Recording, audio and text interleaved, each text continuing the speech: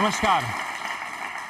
मेरी माटी मेरा देश प्रश्नोत्तरी कार्यक्रम के माध्यम से दूरदर्शन माटी को नमन करता है और वीरों को वंदन करता है। लेकिन बात यहाँ ऐसे नहीं बनने वाली है। हम सब खड़े होकर के माटी को नमन करेंगे और वीरों को वंदन करेंगे और जोरदार तालियां बजाएंगे। कम ऑन, एक बार खड़े होकर के तालियां जोरदार होनी चाहिए।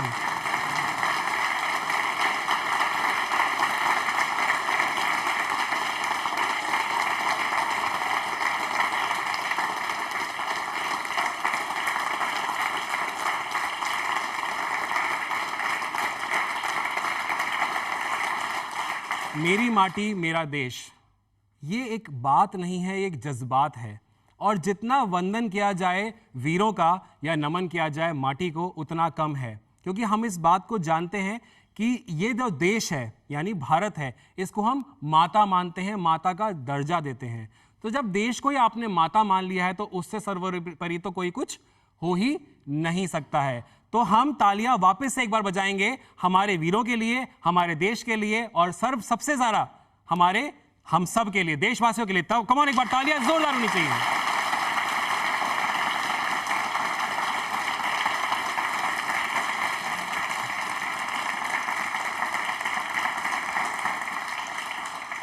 अभी आप लोगों ने गुनगुनाया बहुत ही सुंदर गाना, जिससे जैसे कहते हैं ना, रोंगटे खड़े हो जाते हैं, गूज बम्स आ जाते हैं। दर्शकों ने भी इस गाने को जरूर एंजॉय किया होगा। कौन सा गाना था वो? अपनी आज़ादी को हम हरगिज मिटा सकते नहीं, सर झुका सकते हैं। जी हाँ, सर कटा सकते हैं लेकिन सर झुका सकते नहीं। वैसे अगर हम बात करें तो सर झुकाना हमारी सभ्यता है, लेकिन वो सर झुकाने का मतलब क्या है? सर हम झुकाते हैं किसी के सम्मान में, लेकिन अगर कोई हमारे देश की तरफ कोई गलत निगाहों से देखेगा तो हम सर झुकाएंगे नहीं, सर कटा सकते हैं। ये बात हम सब जानते हैं और इसके लिए हम नमन भी करते हैं। ये जो गाना है, आज का प्रश्नोत्तरी का जो कार्यक्रम है, मैं इस गाने को लेकर के ही सवाल से शुरू करना चाहता हूं। तो क्या हम तैयार हैं हम सब प्रश्नोत्तरी के लिए? वो जोश हिंदुस्तानियों में नहीं दिख रहा है। क्या हम तैयार हैं? बिल्कुल बढ़िया, क्या बात है। तो मेरा पहला सवाल आपके पास आ रहा है। आपको मुझे बताना है, जो गाना अभी आप गुनगुना रहे थे, अपनी आज़ादी को, जो आपने अभी गाना गुनगुनाया, मैं वापस से रिपीट नहीं करूंगा। आपको मुझे बताना है कि ये कौन सी फिल्म, कौन सी मूवी का गाना है। और एक और क्वेश्चन में इसमें ऐड कर रहा हूं कि इसमें मुख्य भूमिकाएं किन कलाकारों ने निभाई थी। मैं आपके पास आ रहा हूं, आपको मुझे इनका जवाब देना है। हाथ से मुझे कॉन्फिडेंस दिखाई देगा कि कौन कॉन्फिडेंट है। जैसे ये आधा हाथ उठा है, मैं इनके पास नहीं आ रहा। यहां देखिए, पूरा हाथ उठा हुआ है जी। गायक है मोहम्मद रफ़ी, मूवी का नेम है लीडर। ओके। एक्टर हैं दिलीप कुमार। दिलीप कुमार एक्टर है। और कोई एक्टर आप जानते हैं इस मूवी के? No. दिलीप कुमार आपको पता है और आपने बताया मोहम्मद रफ़ी ने गाना गाया है। और मूवी का नाम क्या बताया आपने? लीडर। आप क्या बता सकते हैं किस सन में रिलीज हुई थी? कुछ आइडिया आपको? 1964। क्या बात है, नाम बताइए अपना। जया शेखावत। जया का जवाब सही है। ताली एक बार जोरदार हो जाए जया के लिए।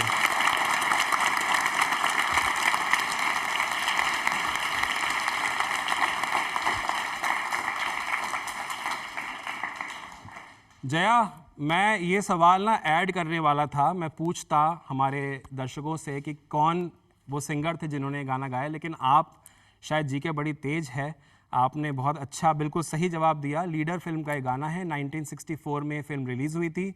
दिलीप कुमार जी हमारे सिनेमा जगत के बहुत ही उम्दा कलाकारों में से एक हैं। वो वैजयंती माला जी और साथ ही साथ में जयंत जी, ये तीन मुख्य कलाकार मुख्य भूमिकाओं में थे इस मूवी के अंदर। और ये गाना आज भी हमारे दिलों में बसा हुआ है। तालियां एक बार जोरदार होनी चाहिए।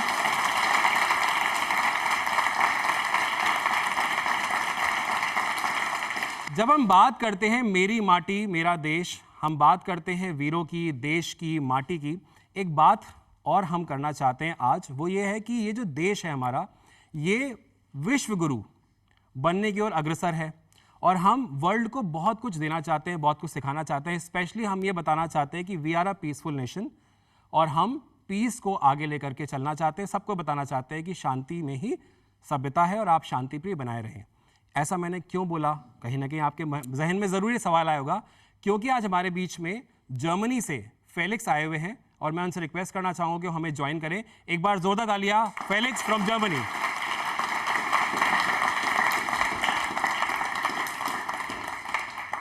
So Felix, welcome to Doordarshan. Can you please tell us something about yourself? Hi, I'm Felix. I'm 19 years old and from Germany, and I came to India for an internship to prepare myself for my future studies in architecture. Wow. So Felix ये कह रहे हैं कि India आए हैं क्योंकि ये architect बनने की राह पे हैं. So you choose India because it's one of the fastest developing economies? Yes, and the architecture here is incredible, especially the old architecture in Jaipur. So architecture is also incredible and we are also incredible. That is the reason why we say incredible India. तालियां एक बार जोरदार हो जाए incredible India के लिए.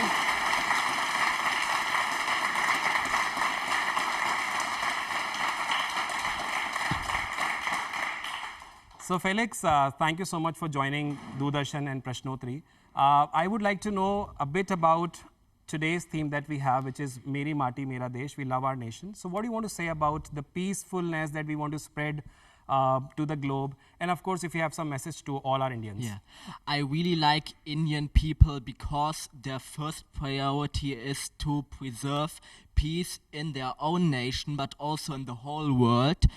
And also that Indian people very appreciate their own army, and we German people, we can learn a lot from you, because we in Germany, we have a very one-sided and sadly a bad picture of army, because many German, when they think about army, they think about violence, but actually the army is the reason why you have peace here, and without the army you wouldn't be independent today.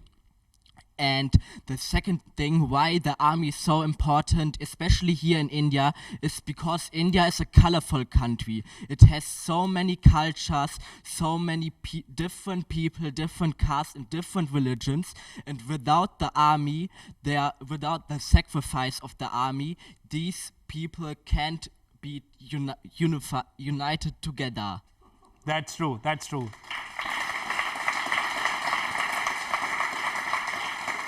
Thank you so much Felix, thank you. So Felix ने जो बोला मैं आपको थोड़ा सा हिंदी में बता देता हूँ. उन्होंने ये बोला कि जर्मनी में जो आर्मी है, उन्होंने कहा कि हमें भारतवासियों से सीखना चाहिए क्योंकि आप अपनी आर्मी को बहुत मान सम्मान देते हैं, और आर्मी सिर्फ लड़ाई के लिए नहीं होती है, बल्कि आपको आर्मी ये भी बताती है कि आप एकजुट रहें, पीसफुल रहें, और ये संदेश इंडिया ग्लोबली स्प्रेड करती है. और हम तो करते हैं क्योंकि हमारा तो, अगर हम G20 की बात करें तो वसुधैव कुटुंबकम का नारा हम हर एक देशवासी दूसरे देशवासियों को देना चाहते हैं. तालियां एक बार हमारे देश के लिए जोरदार होनी चाहिए.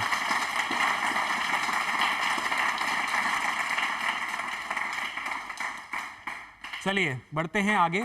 मेरा एक सवाल आपकी तरफ आ रहा है. हमारे भारत में, जैसे कि आप सभी जानते हैं, बहुत से अनेक वीरों ने जन्म लिया है, और उन वीरों में से एक जो वीर हैं जिनका ताल्लुक राजस्थान से, मेरा सवाल उनसे जुड़ा हुआ आ रहा है. आपको मुझे बताना है कि वो वीर सुपुत्र राजस्थान के कौन हैं जिन्होंने सबसे पहले परमवीर चक्र जीता था. जी हाँ, आपको मुझे प्रथम परमवीर चक्र से जो सम्मानित हुए उनका नाम बताना है.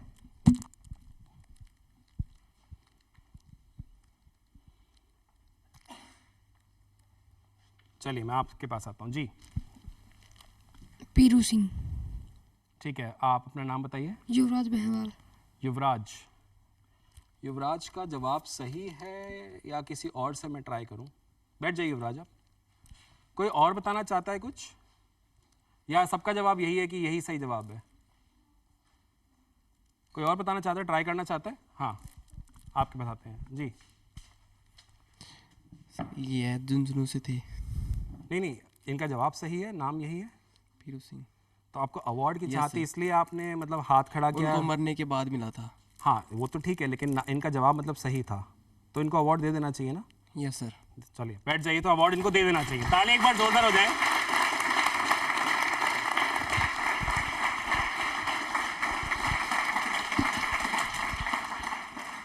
तो देखिए कितना, मतलब ये अभी जो मैंने एक थोड़ा सा ट्विस्ट लेके आया वो यही था कि अगर कोई और कुछ जवाब देना चाहे, लेकिन वो प्राइस का थोड़ा सा रहता है कि हाँ हमें मिल जाए, लेकिन जवाब वही था. बिल्कुल सही जवाब था आपका बेटा. मेजर पीरू सिंह, मैं आपको इनके बारे में थोड़ा सा बताना चाहता हूँ कि राजस्थान से ये प्रथम परमवीर चक्र से सम्मानित होने वाली शख्सियत हैं, व्यक्ति हैं। और आपने बिल्कुल सही बताया, इनका जो ताल्लुक है ये हमारे प्रदेश के झुंझुनू शहर से हैं। और आपने ये भी बिल्कुल सही बताया कि इनको जो ये परमवीर चक्र मिला ये मरणोपरांत मिला था। तो एक बार जोरदार तालियां होनी चाहिए हमारे वीरों के लिए।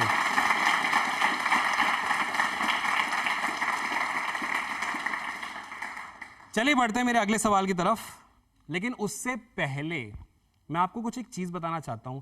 माटी का जो कर्ज है, कुछ लोग ऐसा मानते हैं, उनमें से एक शख्सियत हमारे बीच में आज है, इसलिए मैंने सवाल से पहले आपको बोला कि मैं उनसे आपको मिला दूं, कि वो ये कहती हैं, वो ये मानती हैं कि माटी का कर्ज तो मैं जीते जी तो नहीं शायद चुका पाऊंगी, लेकिन मेरी तरफ से ये है कि मैं तो जो कर सकती हूँ मेरी जिंदगी में मैं करूँ, बट आगे आने वाली जनरेशन, भारत का भविष्य, भारत के युवा यानी आप जैसे बच्चे और बहुत सारे जो हमारे भारत के बच्चे हैं, उनमें से कुछ जिंदगियां वो संवार सकें, कुछ जिंदगियों में वो खुशहाली लेके आ सकें। हमारे बीच में सुशीला जी आई हुई हैं, एक बार जोरदार तालियां होनी चाहिए सुशीला जी के लिए।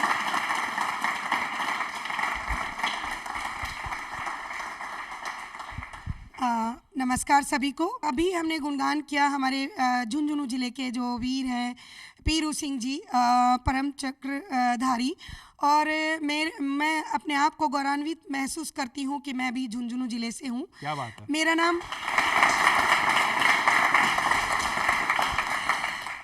मुझे लगता है कि ये एक सौभाग्य की बात है कि किसी को भी अगर अपने देश की मिट्टी का कर्ज अगर चुकाना पड़े और चुकाने का अगर मौका मिले, तो मुझे लगता है कि कोई भी और हमारे देश के वासी में पीछे नहीं हटेगा। ये हमारे देश की एक पहचान है। 2006 में मेरे पति हैं, उन्होंने मास्टर किया सोशल वर्क में, और जब मैंने जाना कि एक संस्थाएं हैं वो भी और एक समाज सेवा के माध्यम से भी समाज को कुछ दे सकती हैं, और मित्रों मैंने भी उस क्षण को जिया और उस क्षण को देखा कि जो संस्थाएं हैं वो काम कर रही हैं, अलग अलग क्षेत्रों में काम कर रही हैं। तालियां जोरदार होनी चाहिए सुशीला जी के लिए, बहुत ही अच्छा कार्य कर रहे हैं आप। जी हाँ, 2006 से ये कार्य कर रही हैं और आपको हमारी शुभकामनाएं हैं, दूरदर्शन के पूरे परिवार की तरफ से आपको शुभकामनाएं। इस तरह से देश की प्रगति में अपना जो भागीदारी है वो निभाते रहें। अगले सवाल की तरफ बढ़ते हैं। अगला सवाल भी मेरा राजस्थान से जुड़ा हुआ ही आ रहा है। राजस्थान से हम सब प्यार करते हैं, तो तालियों में इतनी कमी क्यों है? राजस्थान का नाम आए, तालियां जोरदार होनी चाहिए।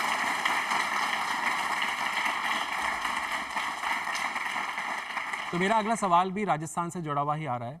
राजस्थान की वीर धरती में एक वीर ने जन्म लिया जिनका नाम जनरल सगत सिंह। 1967 की एक बैटल हुई, एक युद्ध हुआ। उस युद्ध में जो मेरा सवाल आ रहा है वो उस युद्ध से जुड़ा हुआ ही आ रहा है। आपको मुझे बताना है कि ऐसा कौन सा या वो कौन सा पड़ोसी देश था जिसके खिलाफ जनरल साहब लड़े, और उसमें ऐसी क्या खास बात थी जिसके लिए इन्होंने अपना नाम अमर कर लिया। तो दोनों ही चीज़ें आपको मुझे बतानी है कि जनरल सगत सिंह ने किस कंट्री, किस देश के खिलाफ युद्ध लड़ा और क्या खासियत थी उस युद्ध की, किस लिए इनको याद किया जाता है, आज भी जाना जाता है। जी जी, चाइना। चाइना वो देश था, ओके। और ऐसी क्या खासियत थी जिसमें इनको याद आज भी किया जाता है?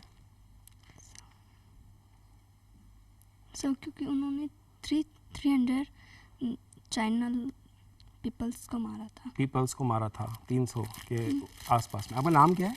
हिमांशी शेखावत। तो हिमांशी, आप इतना गर्व की बात है ये तो, है ना, और उसमें आप इतना नर्वस क्यों हो रहे हो? तालियां एक बार हिमांशी के लिए जोरदार हो जाएं।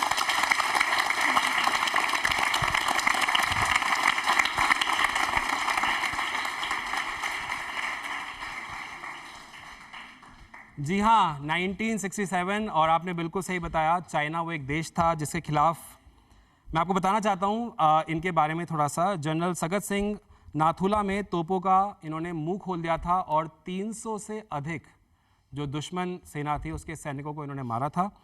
बीकानेर संभाग के अगर मैं बात करूँ, सुजानगढ़ बांस के गांव कुसुम देसर निवासी हैं ये, और ये लेफ्टिनेंट जनरल सगत सिंह जिनके बारे में भी हम बात कर रहे हैं, ये बेसिकली चीन की जो सीमा है जो सिक्किम से लगती हुई है उस पे ये तैनात थे, और इनकी बहादुरी का अगर हम बात करें तो बहुत इनके गुणगान आज भी गाए जाते हैं। इनके बारे में बताता हूँ, इन्होंने ये क्यों, ऐसा क्या हुआ, ऐसा कौन सा क्षण था जब इनको ये फैसला लेना पड़ा। जब भारत और चीन की सेना उस समय आमने सामने थी तो धक्का मुक्की का एक जोर चल रहा था, एक दौर चल रहा था कि धक्का मुक्की हो रही थी दोनों तरफ से। रोजाना की झड़प बंद करने के लिए जनरल साहब ने, जनरल सगत सिंह जी ने आदेश दिया कि नाथुला के जो सेक्टर 11 सितंबर को, मतलब जो ये सेक्टर है इसमें 1967 में तारबंदी का काम शुरू कर दिया जाए। तारबंदी से क्या होगा, दुश्मन हमारी तरफ नहीं आ पाएंगे, या जो धक्का मुक्की थी ये सब नहीं हो पाएगी। जब वे तीसरी बाड़ लगा रहे थे, जब बेड़े लगते ना, एक पहला लगा, दूसरा लगा, तीसरा लगा, जब वो थर्ड लगा रहे थे तो क्या हुआ, चीनी सैनिकों ने उसका विरोध करना शुरू कर दिया, और विरोध के थोड़े दिनों बाद उन्होंने बिना चेतावनी दिया, बिना कुछ करे फायरिंग शुरू कर दी। तो जब उन्होंने फायरिंग शुरू करी, क्योंकि हमारे भारतीय सैनिक लगा रहे थे, उसमें तारबंदी कर रहे थे, तो बहुत सारे सैनिक वीरगति को प्राप्त हुए, बहुत सारे सैनिक उस समय घायल भी हुए। तो इसकी जवाबी कार्रवाई के समय जब उन्होंने, जैसे मैंने आपको बताया, तोपों के जब मुंह खोले तो 300 से अधिक दुश्मन की जो सेना थी उसको उन्होंने क्षति पहुंचाई। तालियां एक बार जोरदार होनी चाहिए इनके लिए।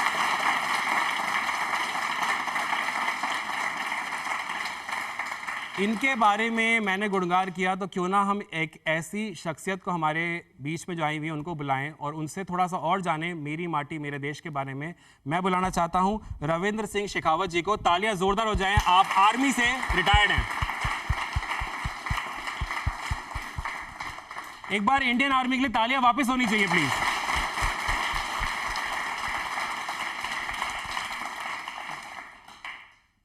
भारत माता की जय। भारत माता की भारत माता की जय हिंद। मैं रविंद्र सिंह शेखावत। मुझे सौभाग्य प्राप्त हुआ कि मैं देश की आर्मी में 17 साल मैंने सेवा की और उसके बाद अब रिटायर्ड होकर समाज सेवा कर रहा हूँ। जैसा कि आज का प्रोग्राम है, हर एक के भारत में जन्मे बच्चे से लेकर बड़े तक का एक फर्ज होता है कि हम अपने परिवार के अलावा भी इस मातृभूमि के लिए कुछ करें। जैसे हमारे पहले वीर भगत सिंह, सुभाष चंद्र बोस, इन्होंने जो आज आप आज़ादी की सांस ले रहे हो, उन क्रांतिकारियों की वजह से, जिन्होंने अपना बलिदान दिया और इस देश को आज़ाद कराया। उसके बाद भी हमारी इंडियन आर्मी, आप सभी को पता है, हमारे पड़ोसी मुल्क से हम 3 युद्ध लड़ चुके हैं और चाइना से भी लड़ चुके हैं, और आए दिन जम्मू कश्मीर में भी हमारे सैनिक शहीद होते रहते हैं। मैं इतना ही कहूँगा कि उन शहीदों को जब वो लड़ते हैं तो उनके दिमाग में एक जोश होता है कि मैं मेरे देश के लिए कुर्बान हो रहा हूँ। इस माटी के लिए जो जन्म लिया है, अगर वो तिरंगे में आता है तो सबसे बड़ा खुशनसीब समझता है वो अपने आप को। हर एक फौजी का एक दिल में तमन्ना होती है कि मैं बॉर्डर पर लड़ते हुए मरूं, और वो जज्बा उसके अंदर पैदा करता है हमारा देश, देशवासी, हमारी सरकार। क्योंकि कहीं ना कहीं उसको चिंता ये नहीं रहती कि मेरे परिवार का क्या होगा, उसके पीछे उसकी सोच होती है कि मेरा देश, मेरा गांव, मेरा समाज मेरे पीछे मेरे परिवार को, मेरे देश की रक्षा करेंगे। अगर हम गए तो वीरों की धरती है और वीर पैदा होंगे। क्या बात है, बहुत बढ़िया। वैसे भी आप सभी को पता है, इस समय हमारी सरकार एक नया एक्सपेरिमेंट कर रही है सेना के साथ। एक नई योजना लेकर आई है, अग्निवीर योजना, जिसके तहत 4 साल के लिए ज़्यादा से ज़्यादा लोगों को मौका देने का काम किया जा रहा है। तो आप जिनमें भी देश सेवा का या भारत माता के लिए कुछ करना चाहते हैं तो ज़्यादा से ज़्यादा उसमें भागीदारी होकर अपना योगदान दें। क्या बात है, बहुत बढ़िया, धन्यवाद सर। धन्यवाद, जय हिंद। धन्यवाद सर, बहुत अच्छी बात। एक बार तालियां जोरदार हो जाएं हमारी सारी फोर्सेस के लिए। चले बढ़ते हैं अगले सवाल की तरफ। बड़ा ही अच्छा इंटरेस्टिंग सवाल है ये, क्योंकि हम सब जानते हैं कि आज का कार्यक्रम जो हम कर रहे हैं, इसकी जो थीम है वो है मेरी माटी मेरा देश। एक अभियान है। मेरा सवाल इससे जुड़ा हुआ आ रहा है, आपको मुझे बताना है कि इस अभियान की शुरुआत कब की गई थी। एक हाथ खड़ा हुआ। इसमें एक ट्विस्ट कर देते हैं, इसकी घोषणा कब करी गई थी आपको मुझे ये बताना है। घोषणा शुरुआत, पहले आपने हाथ खड़ा किया था इसलिए मैं आपके पास ही आऊंगा जी। 30 जुलाई 2023। नाम बताएं अपना। अनुप्रिया शेखावत। अनुप्रिया के लिए तालियां जोरदार से भी जोरदार होनी चाहिए।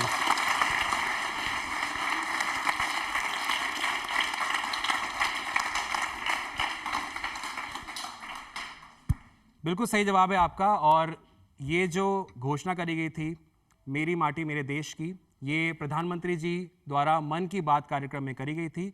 ये उस कार्यक्रम का 103rd यानी 103वां संस्करण था और इसमें लोगों से बात करते हुए, भारतीयों से बात करते हुए उन्होंने ये घोषणा करी थी कि मेरी माटी मेरा देश। प्रधानमंत्री जी ने कहा था कि अभियान के तहत हमारे जो अमर शहीद हैं, अमर शहीद को बुलाता है क्योंकि कभी भी शहीद मरता नहीं है, अमर रहता है। एक बार अमर शहीदों के लिए तालियां वापस पहले हो जाए।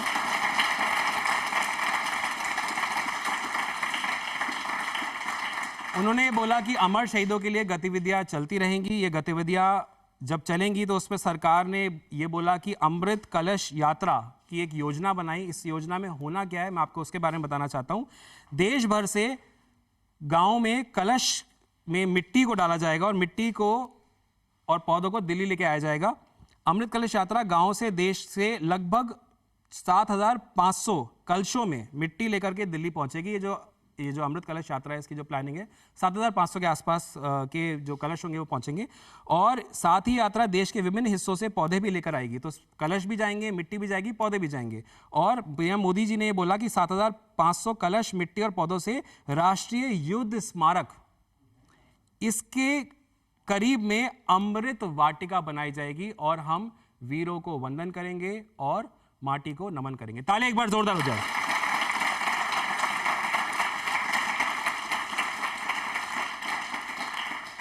जी हाँ, मेरी माटी मेरा देश, इस पे एक बहुत ही खूबसूरत कविता भी हमारे बीच में आज एक कलाकार लेके आए हैं। मैं उनको बुलाना चाहता हूं। एक बार जोरदार ताली हो जाए बुद्धि प्रकाश जी के लिए। बुद्धि प्रकाश महावर दौसा से आए हैं। बड़ा गौरव का विषय है और पल है कि हम लोग आज मेरी माटी मेरा देश में उपस्थित हुए हैं। लीजिएगा कविता मेरी। मेरी माटी मेरा देश, मेरी माटी मेरा देश, ये मेरा अभिमान है। मेरी माटी मेरा देश, मेरी माटी मेरा देश, ये मेरा अभिमान है। भारत के वीरों का करते वंदन, भारत के वीरों का करते वंदन, इस देश की माटी को करते नमन हम। कश्मीर धरा पर जन्नत है, माँ गंगा का निर्मल जल है। चरणों को पखारे सागर है, मस्तक पर हिमालय विचल है। धोरों का राजस्थान है, भारत के वीरों का करते वंदन, इस माटी को हम करते हैं नमन हम। वे भगत सिंह आजाद हुए, महाराणा पन्ना दाई थी। गांधी के सत्य अहिंसा में झलकारी लक्ष्मीबाई थी। माटी वीरों की खान है, माटी वीरों की खान है। भारत के वीरों का करते वंदन, इस देश की माटी को करते नमन हम। ये मान है, अभिमान है, ये आन बान और शान है। कण कण में जान बसी हुई, रग रग में हिंदुस्तान है। करते हैं इसका गुणगान है, भारत के वीरों करते हैं वंदन, भारत के वीरों का करते वंदन। जन्मे हैं इसी धरती पर मीरा, कृष्ण और राम है। जन्मे हैं इसी धरती पर मीरा, कृष्ण और राम है। तुलसी कबीर बुद्ध सूरदास कितने ही सारे नाम है। भारत वीरों की खान है, भारत के वीरों करते हैं वंदन, इस देश की माटी को करते नमन हम। जय हिंद। बहुत ही खूबसूरत कविता, तालियां एक बार जोरदार होनी चाहिए वापस से। हम तो कह ही रहे हैं कि भारत की जो विविधता है वो बहुत खूबसूरत है, भारतीय बहुत खूबसूरत है। इनक्रेडिबल इंडिया के भी हमारे बीच में फेलिक्स ने बात करी। हमारे बीच में एक और अतिथि आए हुए हैं और हम अतिथि देवो भव बिलीव करते हैं, which mean guest are like God. तो आइए चलते हैं उसी गेस्ट से जानते हैं कि वो भारत के बारे में क्या सोचते हैं और भारतीय को वो क्या संदेश देना चाहते हैं। May I request Francis to please join us on stage. Please एक बार तालियां जोरदार हो जाए फ्रांसिस के लिए।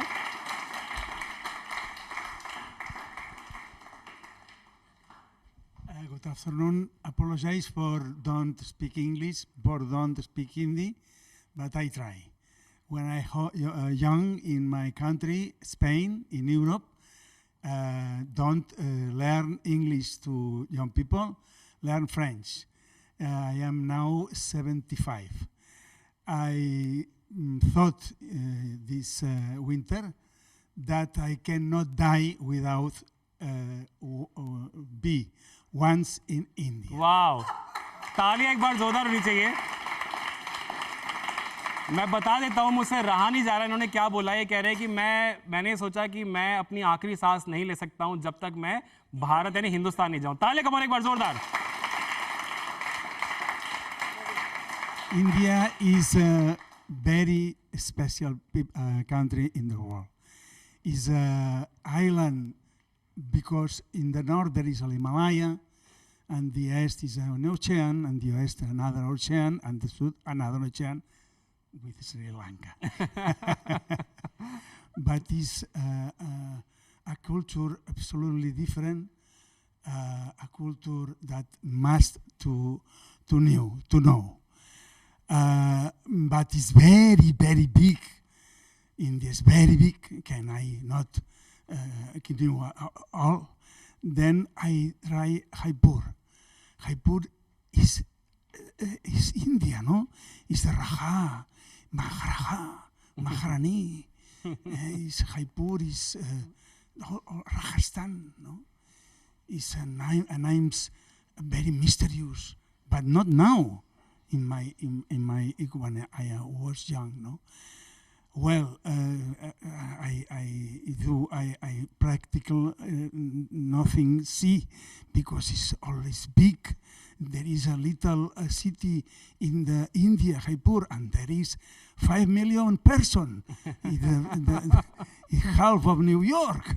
It's very, very big, very traffic. But maybe that when I go to Spain at the end of September, that maybe understand nothing. I understand something. Now, sorry.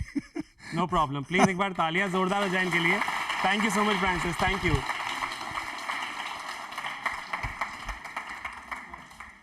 So मैं थोड़ा सा ट्रांसलेट कर देता हूँ। इन्होंने बोला कि भारत बहुत बड़ा देश है और जयपुर में जब ये आए तो उनको लगा कि ठीक है एक छोटा सा जगह होगी जिसमें मैं भारत में जा रहा हूँ, लेकिन इनको ये नहीं पता था कि यहाँ की जो पॉपुलेशन है वो अप्रॉक्सीमेटली 5 मिलियन यानी 50 लाख के आसपास है। कह रहे हैं कि और देशों से तो मतलब काफ़ी बड़ा देश है, लेकिन उसके बाद भी जो विविधताएं हैं, जो कलरफुलनेस है, जो हम्बल पीपल हैं, तब मुझे प्यार मिला, वो स्पेन जाकर के ज़रूर शेयर करेंगे। तालियां हम सभी के लिए जोरदार होनी चाहिए वापस से।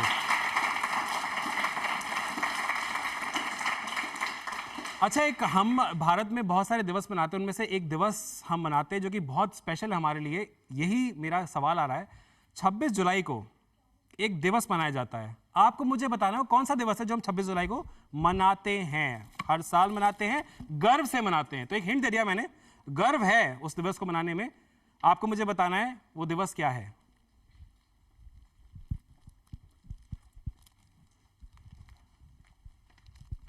जी, कारगिल दिवस। कारगिल दिवस क्यों मनाया जाता है, थोड़ा बता सकते हो आप?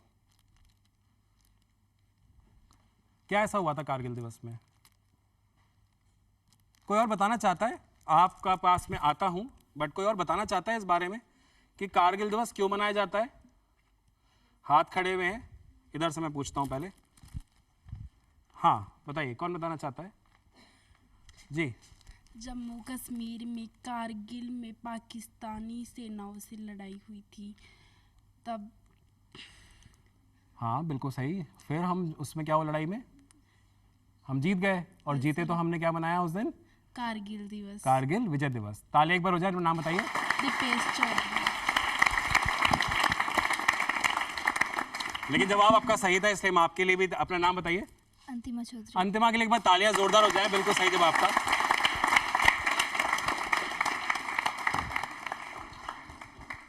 चेहरे के हाव भाव से लग रहा था कि अंतिमा जानती थी ये आंसर, लेकिन नर्वसनेस ने कहीं ना कहीं जगह रखा था। ये दिवस हम सब के लिए बहुत ही गौरवान्वित करने वाला दिवस है। तालियां जोरदार होनी चाहिए दिवस के लिए।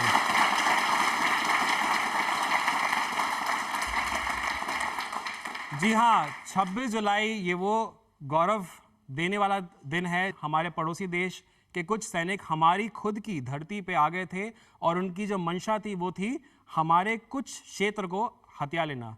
लेकिन हम भारतवासी एकजुट हुए और हमारी सेना के साथ मिल करके हमने ना सिर्फ खदेड़ा बल्कि एक संदेश दिया कि दोबारा आंख उठा करके भारत की तरफ कभी नहीं देखना है। ताली एक बार जोरदार हो जाए।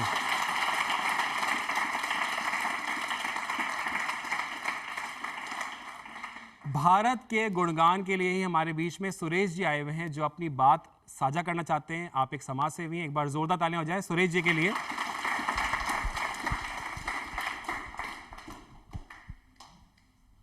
मेरी माटी मेरा देश। 15 अगस्त 1947 को हमारा देश आज़ाद हुआ था और किन परिस्थितियों में आज़ाद हुआ था ये आप और हम सब जानते हैं। उन महापुरुषों के बलिदान की वजह से जिस दिन कई माताओं के लाल बलिदान हो गए, कई बहनों के मांग के संदूर उजड़ गए और सब ने अपनी जी जान से वो कार्य कर दिखाया जो असंभव था। लेकिन उसी बात को ध्यान में रखते हुए हर वर्ष हम राष्ट्रीय पर्व के रूप में 15 अगस्त को मनाते हैं। तो अपने को अपने जीवन में भी ये धारणा रखनी चाहिए कि हमें भी अपने देश के लिए कार्य करना चाहिए। जिस प्रकार से वीरों ने कारगिल में दूसरे देशों को, दूसरे देश की सेना को आक्रमण को रोकने के लिए बलिदान अपने जान की दे देते हैं, उसी प्रकार अपने हर नागरिक का ये कर्तव्य बनता है कि वो भी हमेशा तैयार रहे। भले ही देश में कोई भी विपदा आए, कोई भी प्राकृतिक बीमारियां आए, तो उन सब से अगर आप और हम सब एकजुट होकर के लड़ने का अपने दिल में दृढ़ संकल्प रखेंगे तो ऐसा कोई भी कार्य नहीं है जो अपन कर नहीं सकते। वो कहते हैं कि कर्म तेरे अच्छे हैं तो किस्मत तेरी दासी है, नियत तेरी अच्छी है तो घर में मथुरा काशी है। अगर अपने कर्म अच्छे हैं तो कोई भी देश अपने से बढ़ नहीं सकता। देश को प्रोग्रेस करने के लिए, देश को आगे से आगे बढ़ाने के लिए सबका दायित्व बनता है कि सब एकजुट होकर के और देश के लिए प्रयास करें। जैसे वीर गति को प्राप्त करने वाले शहीदों के पीछे से जो पत्नियां हैं, उनके परिवार हैं, तो उनकी रक्षा करना, उनकी सेवा करना अपना भी परम कर्तव्य बनता है। अगर हम करेंगे भी। तालियां एक बार करेंगे इस प्रकार से। थैंक यू सर, धन्यवाद, बहुत बहुत धन्यवाद।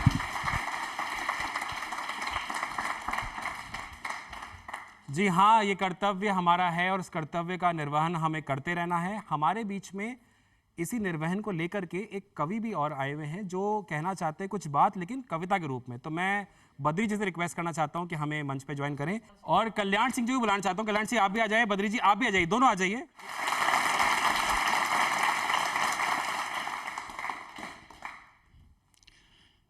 माटी मेरे देश की सत सत अभिनंदन, माटी मेरे देश की सत सत अभिनंदन, इस माटी के वीरों का चंदन से वंदन, इस माटी के वीरों का चंदन से वंदन।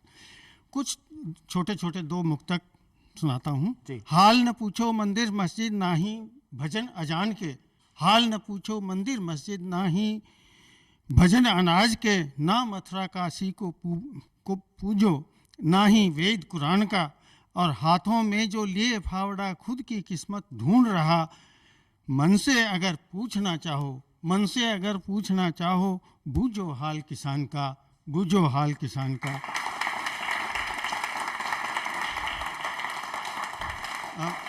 हमारे देश के नौजवानों के लिए जो बॉर्डर पे हैं उनको लिए, इन रगत पगोड़ी राजस्थानी में है, इन रगत पगोड़ी धरती का खुद रणबंका रखवाड़ा है, दुश्मन की तोपा काटन खातर घनखड़ा मिसाइल लाड़ा है, कुण की हिम्मत आंख उठाकर झांक सके ई के कानी, लद्दाख लेह के सर क्यारी ने देखा कुण ले बाड़ा छे, देखा कुण ले बाड़ा छे। बहुत बढ़िया, क्या बात है। धन्यवाद। बद्री जी, शिक्षा बहुत ज़रूरी है। आज हम बात कर रहे हैं देश के लिए, आज हम बात करें माटी के लिए। थोड़ा सा संदेश आपकी तरफ से। सबसे पहले मैं अपनी बात शुरू करना चाहूँगा। जी। आप सबको नमस्कार। मिटा दे अपनी हस्ती को अगर कुछ मर्तबा चाहे, दाना खाक में मिलकर गुले गुलजार होता है। और यह है स्वतंत्रता के परिप्रेक्ष्य में मैं बात करना चाहूँगा। ये छोटे छोटे बच्चे हैं, ये मिट्टी के लोंदे हैं। एक शिक्षक है, एक कुम्हार की तरह इनको पाल पोस करके बड़ा करता है, उस क्षेत्र तक पहुंचाता है। वो किसी भी परिस्थिति से निकल करके आया हो, लेकिन उसको उस क्षेत्र तक पहुंचा देता है ताकि वो हर तरह की एक्टिविटीज कर सकता है, साथ में अपनी भावनाओं को अभिव्यक्त भी कर सकता है। और अभिव्यक्त करते करते वो देश के लिए बहुत कुछ करने के लिए तत्पर रहता है। केवल तत्पर रहने के लिए मैं निवेदन करना चाहूँगा कि हमारे जो सैनिक हैं, उनके जो परिजन हैं, उनके साथ साथ हमारे जो पड़ोसी हैं, उनकी देखभाल भी हमारे ये बच्चे जो सद नागरिक बनेंगे वो आगे बढ़ करके इसके अंदर भाग लेंगे, उन्नति करेंगे, देश को आगे बढ़ाएंगे। साथ साथ जो उनकी परिवेदनाएं हैं, उन परिवेदनाओं को मिटा करके और आगे बढ़ेंगे और देश को उन्नति की ओर ले जाएंगे और इस मेरी माटी मेरे देश को साक्षात्कार करेंगे। धन्यवाद। जय हिंद।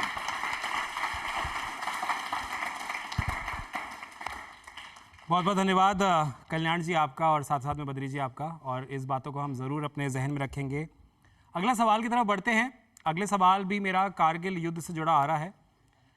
देखिए, देश में बहुत से वीरों ने जन्म लिया, उनमें से एक वीर मैं, क्योंकि अब बात कर रहा हूँ राजस्थान की, आपको मुझे बताना है कि देश को गौरवान्वित करते हुए वो ऐसी कौन सी शख्सियत हैं राजस्थान से जिन्होंने देश के दूसरे सबसे बड़े गैलेंट्री अवार्ड महावीर चक्र जीता था कारगिल युद्ध में।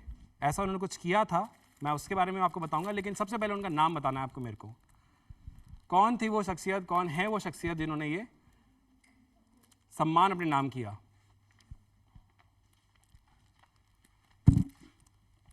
मैं आपके पास आना चाहता हूँ। जी बताइए। कोबरा दिगेंद्र कुमार। नाम बताइए अपना। दीक्षा। दीक्षा। तालियां दीक्षा के लिए जोरदार होनी चाहिए प्लीज।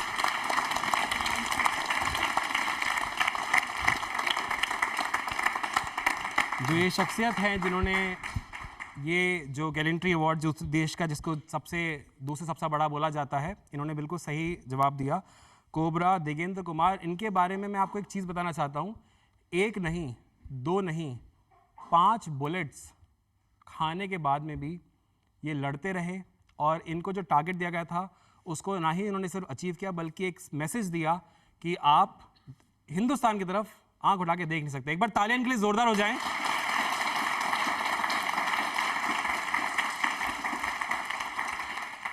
लगभग 30 साल की उम्र में तत्कालीन राष्ट्रपति के.आर. नारायण जी द्वारा देश के दूसरे सबसे बड़े गैलेंट्री अवार्ड महावीर चक्र से इनको नवाजा गया था।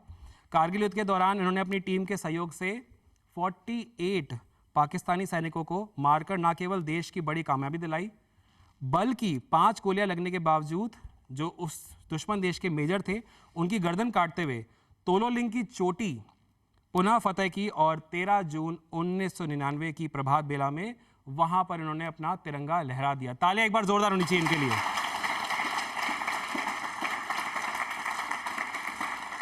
इस तरह की जो नॉलेज है, इस तरह की जो जानकारी है, ये आगे आने वाली पीढ़ी तक पहुंचती रहे। दूरदर्शन अपनी तरफ से प्रयास कर रहा है। प्रश्नोत्तरी कार्यक्रम आप सब देख रहे हैं, हमें इतना प्यार मिलता है।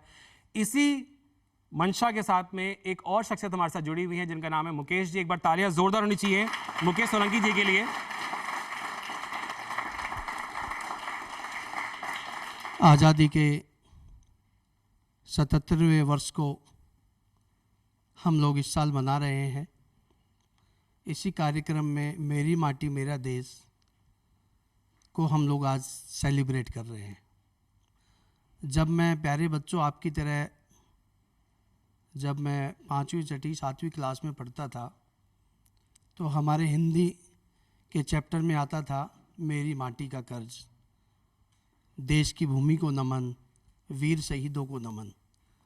तो उस समय मुझे भी एक ख्याल आया कि मैं बड़ा सौभाग्यशाली हूँ कि मेरा जन्म भारत देश में हुआ। इसी कड़ी को ध्यान में रखते हुए मैंने उसी समय यह सोच लिया था कि मैं भी मेरे देश में, इस देश में मेरा जन्म हुआ है, उस देश में जन्म के कर्ज को उतारने का प्रयास करूंगा और मैं शिक्षा के माध्यम से अपना ये कर्ज उतारूंगा और मैं बड़ा होकर के शिक्षक बनूंगा। और उसी कड़ी में मैं एक अध्यापक बना, टीचर हूं। और आज मैं प्यारे बच्चों आप सभी को भी यही संदेश देना चाहूँगा कि आप लोग भी अपने जीवन में ऐसा कार्य करें जिससे आपको, आपके परिवार को और पूरे देश को आप पर फक्र हो और नाज हो। आप सब लोग अपने कार्य से हमारे देश का विदेशों में भी नाम रोशन करें। क्या बात है, जोरदार तालियां हो जाए। बहुत बहुत धन्यवाद मुकेश जी, बहुत बहुत धन्यवाद। धन्यवाद। जी हाँ, देश विदेश में हम मिलकर के अपना नाम रोशन करें, भारत का नाम रोशन करें, इसकी हम सबको मानना भी है, ठानना भी है। तालियां हम सबके लिए वापस से जोरदार होनी चाहिए। चलिए बढ़ते मेरे अगले सवाल की तरफ। मेरा अगला सवाल जो आ रहा है वो आ रहा है अगेन राजस्थान से ही जुड़ा हुआ। आपको मुझे ये बताना है कि राजस्थान से एक स्वतंत्रता सेनानी जिनको हमारे बापू, जिनको हम कहते हैं महात्मा गांधी जी, इन्होंने 5वें पुत्र के रूप में अपनाया था। आपको मुझे उन स्वतंत्रता सेनानी का नाम बताना है।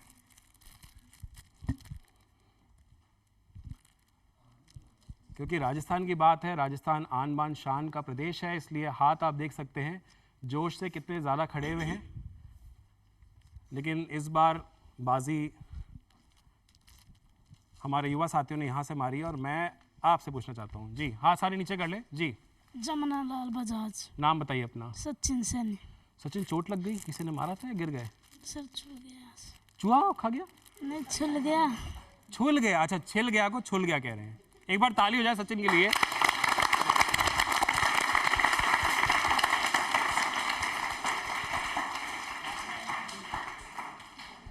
यही एक ऐसी बात है जो भारत को किसी भी और देश से अलग बनाती है, क्योंकि हमारे यहाँ इतनी विविध भाषाएं हैं, छुलना, छिलना, ये सब चलता है। ताली एक बार जोरदार हो जाए प्लीज।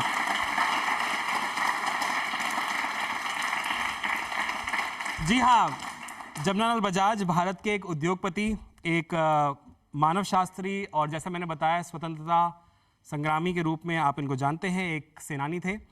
महात्मा गांधी के अनुयायी थे, बहुत ज़्यादा मानते थे उनको, उनकी प्रेरणा स्रोत रहे हमारे बापू। और मैं बताना चाहता हूँ, उन्होंने, महात्मा गांधी जी ने इनको 5वें पुत्र का एक टाइटल कह सकते हैं या उसको मानना कह सकते हैं, उस तरह से अपने 5वें पुत्र की तरह मानते थे जमनालाल बजाज जी को। आज भी उनके द्वारा संचालित एक ट्रस्ट है समाज सेवा का, जो कामों में हमारे भारत के लोगों को आगे बढ़ाने के लिए आज भी कार्य कर रहा है। सबसे पहले 1920 में जमनालाल जी ने गांधी जी से कहा था कि आप मुझे कृपया अपने बेटे की तरह स्वीकार लें, जिसको गांधी जी ने स्वीकारा और 5वें बेटे के रूप में आज भी उन्हें जाना जाता है। तालियां एक बार जोरदार हो जाए प्लीज।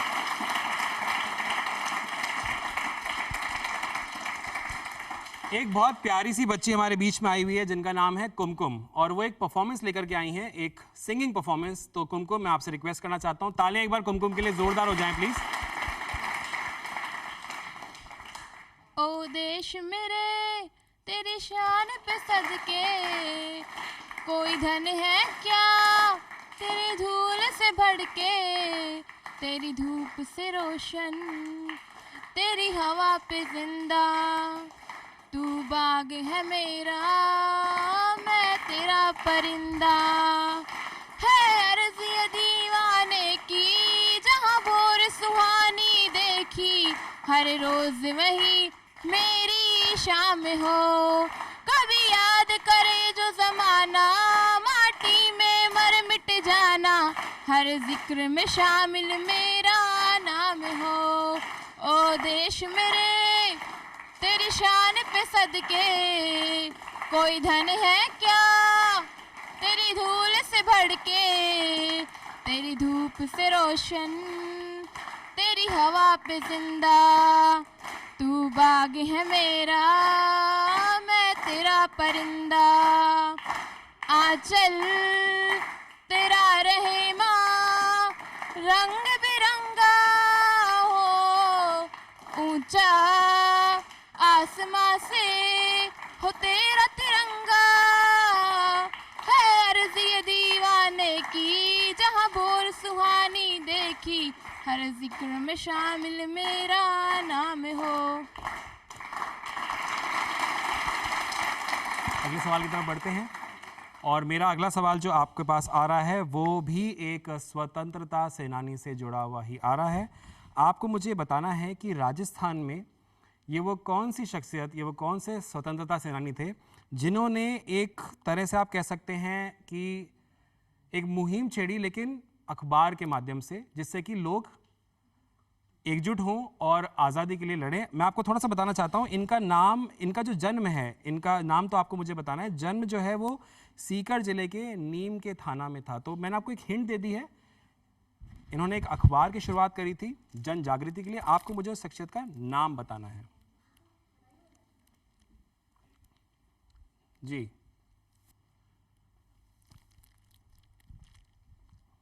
बाय कर रहे हो आप?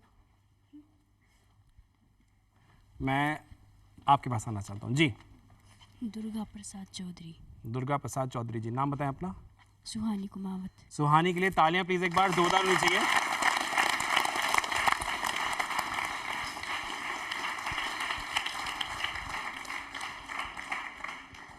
हम बात कर रहे हैं स्वतंत्रता सेनानियों की, हम बात कर रहे हैं राजस्थान की, और तालियां इतनी कम, तालियां जोरदार होनी चाहिए।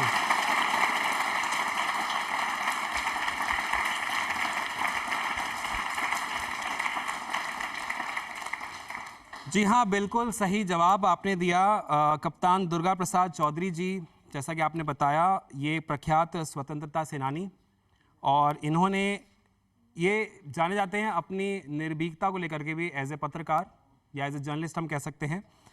ये बहुत ज़्यादा प्रेरित थे गांधीवाद से, जिसमें बोला जाता था अहिंसा परमो धर्म, या फिर अहिंसा एक ऐसा हमारे साथ टूल है जिससे हमें आज़ादी मिल सकती है। तो इससे बहुत ज़्यादा प्रेरित थे, लेकिन फिर भी लोगों को एकजुट करना, लोगों तक कम्युनिकेट करना, इसका जो एक बेड़ा था इन्होंने उठाया और इन्होंने एक अखबार की शुरुआत करी।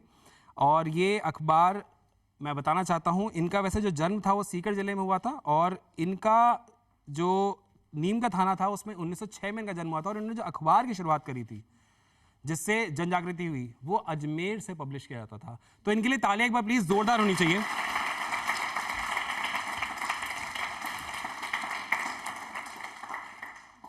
तो बढ़ते अगले सवाल की तरफ।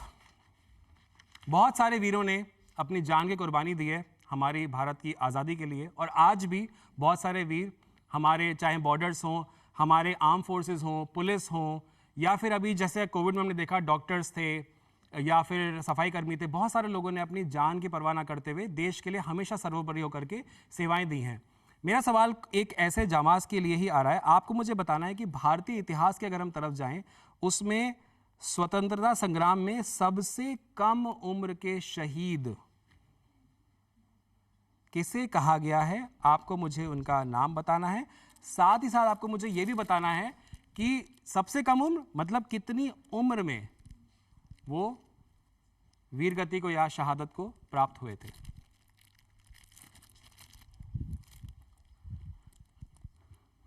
जी।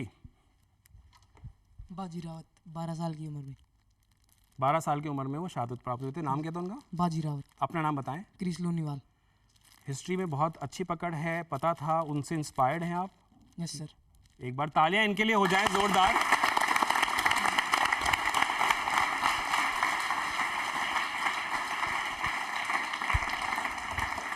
हमने वीरों के लिए आज बहुत तालियां बजाई, हमने देशवासियों के लिए आप ताली बजाई। मैं चाहता हूं अपने लिए तालियां बजाएं, जोरदार बजाएं। और ये तालियां मैंने क्यों बजवाई, क्योंकि जब सवाल कठिन आते हैं और मुझे बड़ा अच्छा लगता है कि इतने कठिन सवालों के भी इस जोश के साथ में उसके जवाब दिए जाते हैं। मतलब हम अपने भारत में सिर्फ रुचि नहीं रखते हैं, इतिहास को सिर्फ पढ़ते ही नहीं है, बल्कि हम ये जानते हैं कि हमारे लिए कितना महत्वपूर्ण है। तो मैं आपको बताना चाहता हूं, बिल्कुल सही जवाब, बाजी राउत 12 साल की उम्र में शहादत को इन्होंने गले लगाया था। इस तरह से अपने आप को मानते थे कि मैं गले लगाऊंगा शहादत को, जिससे कि मैं और लोगों को इंस्पायर कर सकूं। इतिहास में इन्हें सबसे कम उम्र का शहीद कहा गया है। बाजी की शहादत से पूरे, क्योंकि उड़ीसा क्षेत्र से थे, उड़ीसा में आज़ादी के दीवानों में जोश उत्पन्न इन्होंने कर दिया था और ये एक चिंगारी बन करके आए थे जिसने एक ज्वालामुखी का रूप ले लिया था। तालियां एक बार प्लीज जोरदार हो जाए।